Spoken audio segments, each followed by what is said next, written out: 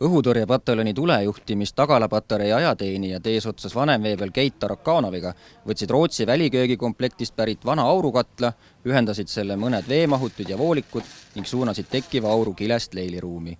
Tulemuseks on kiirelt paigaldatav ja kokkupakitav aurusaun ning sooja veega välidušš, mida saab metsas ka taktikalise õppuse ajal kasutada.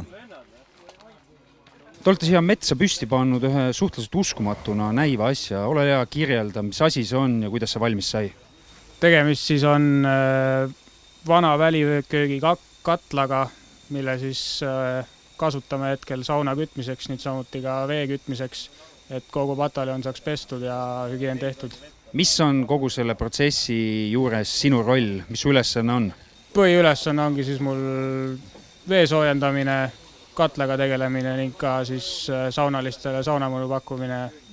Saun on suhteliselt järsk, kuna aur on väga kuum, siis alguses võib ära ehmatada, aga tegelikult on väga-väga mõnus.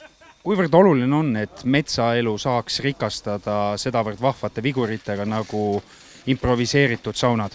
Minu arvates on see ülimalt oluline, kuna kogu see tegemine ja kogu see protsess annab nagu motivatsiooni juurde ja see, et sa päeva lõpus saad ka ise seal ära käia, see tõstab motivatsiooni ja tuju läheb kohe kindlasti paremaks. Oleme aurusaunas. Henri Valma, mis tunne on olla? Väga karm. Kui tihti sa käid siin muidu? Ütleme niimoodi, et paar korda on teinud ja 10 korda ühe korraga. Kas selles saunas on ka sinu kätte? Õige, et tegime põhimõtteliselt oma meestega ise selle, aitasin kaasa ja tasu on väga magus.